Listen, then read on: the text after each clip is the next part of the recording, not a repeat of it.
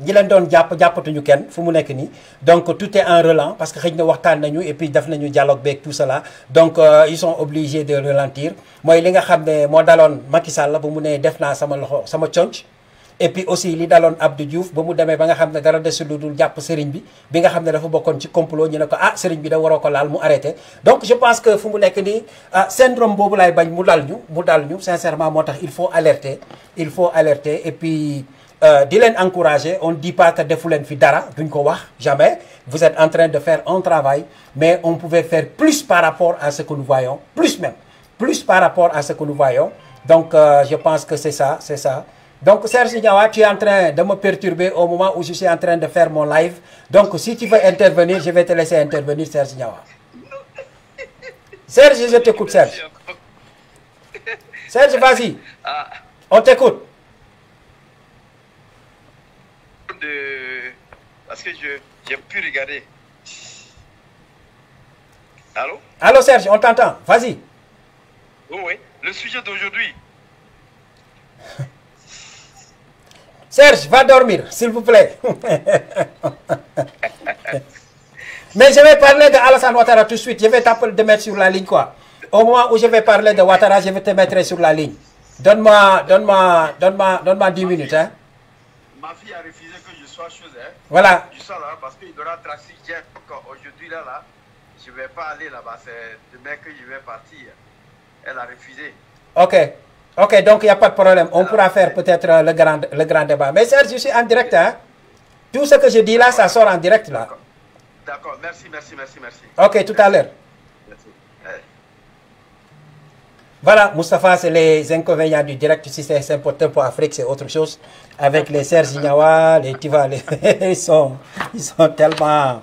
Donc, Moustapha, je pense que Lolo aussi, point la bu ñu naroon waxtaane léegi dugg ci li nga xam ne mooy màggalu Touba accident yi Moustapha bëri na y avait presque plus de 31 morts dont 29 sur la route donc yoo xam ne ñoo décédé et puis plus de 250 et quelques accidents Moustapha chaque année chiffre bi day gën a yokku Moustapha loolu lan nga ci xalaat Moustapha Malick, c'est à 3 niveaux.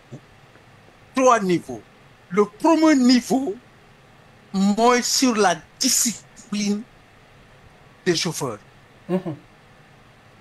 La discipline au niveau des chauffeurs.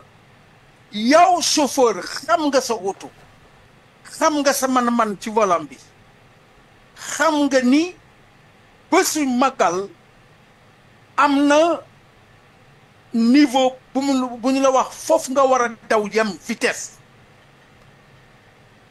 waaye bëgg xaalis bëgg en 2 jours nga gagné 400 000 loolu tax na ba ngay taalee ay bakkan doomu jàmbur ci yoon bi c'est le manque de discipline ci yoonu Touba parce que il faut le dire Malick yoon bi c'est bien fait yoon bi baax na la route est très bien faite mais man dama jàpp ne discipline yu chauffeur yi moo des benn oto nga xam ne 5 personnes nga war a yeb nga yeb 30 personnes mais Malick yow fooy jëm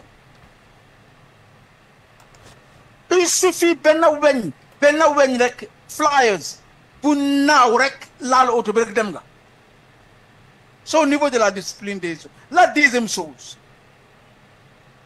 c'est que c'est au niveau du ministère du transport terrestre et aérien. Depuis 1960 le Sénégal n'arrive pas à maîtriser le transport du Magal de Touba. Peut-être. Mais l'État, pourquoi? On a des hommes qu'il faut. On a la gendarmerie, on a la police qui sont payés et équipés par l'État du Sénégal, par le contribuable sénégalais. Pourquoi ne pas les étaler même ci yoon boo xam ne bërëb boo xam ne amul fa kër amul fa dara mais ñu samp fa ay policiers ba ca biir Touba mais c'est possible de le faire man ma jàpp ne bu ñu ko defee ay chauffeur Jakarta yi yoo xam ne ñoom ils assassinent les gens sur la route de Touba, mais la discipline va se faire. La troisième chose qu'il faut dire à Salam Malik,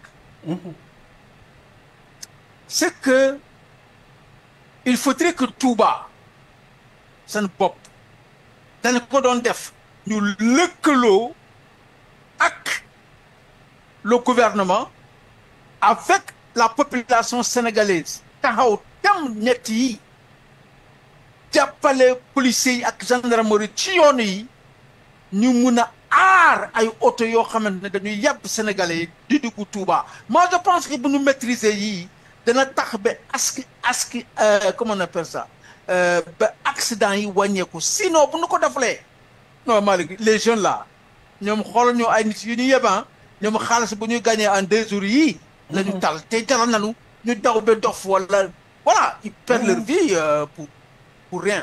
Voilà. Et Moustapha, est-ce que tu ne penses pas que tout ce problème-là, c'est une question d'indiscipline? Mais loolu laa lay wax ni Malick. Moustapha léegi indiscipline lan moo koy faj. il faut mu am ay mesures. loolu moo tax ma ne au niveau du ministère du transport am na gendarmerie am na police bu war a prendre en charge loolu. Il y a assez de corps habillés, mais il faut prendre des mesures drastiques ci loolu. benn yoon ñaari yoon vous verrez que il y aura la discipline dans l'indiscipline. loolu la rek Moustapha, c'est un problème d'indiscipline te loolu aussi je pense que gouvernement bi war na si mën a jël ay mesures yu dramatiques rapidement Moustapha, parce que chauffeurs yi du dañu indiscipliné ah. Il faut régler leur compte. Il faut trouver un moyen de sanction lourde. Je pense que loolu suñ ko defee on ne va plus avoir des problèmes comme ça. Comprendre nga te aussi tamit gars yi jéem a def benn nu ñu koy waxteeti le train il a à Touba le train express. train express régional boobu ñuy wax. Moi je pense que c'est le moment de le faire nga xam ne bu fekkee c'est un train par exemple de 10 à 15 wagons boo xam ne par exemple dinay mun di def trajet bi en 2 heures de temps ou 3 heures de temps Dakar Touba mu leer na li muy couvrir dina bëre.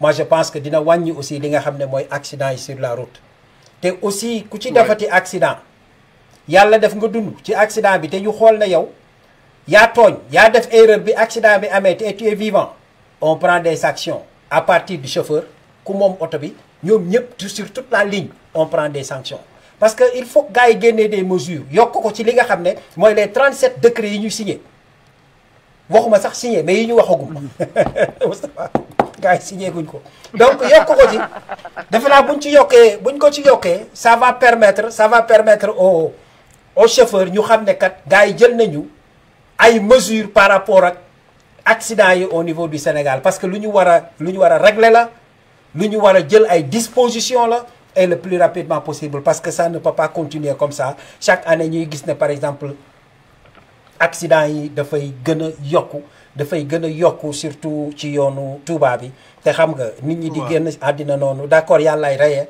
mais aussi tamit mën nañuy prévenir lu bëri parce que aussi tamit nit ñi seen sabab la parfois parce que ni nga ko waxee sànq chauffeurs yi ñooy jël des risques yoo xam ne kenn xamul nu mu demee tu vois donc ça c'est des problèmes yoo xam ne gouvernement bi je pense que war na ci jël ay dispositions loolu la rek problème bu réewande la te xale bu réew xam ngeen nu ngeen koy fajee c'est simple xale bu réew xam nga nooy régler ay problème am te chauffeurs yi en général loolu rek a leen jàpp da leen jàpp leen caay-caay rek ak bëgg xaalis donc il faut prendre des mesures par rapport à ça donc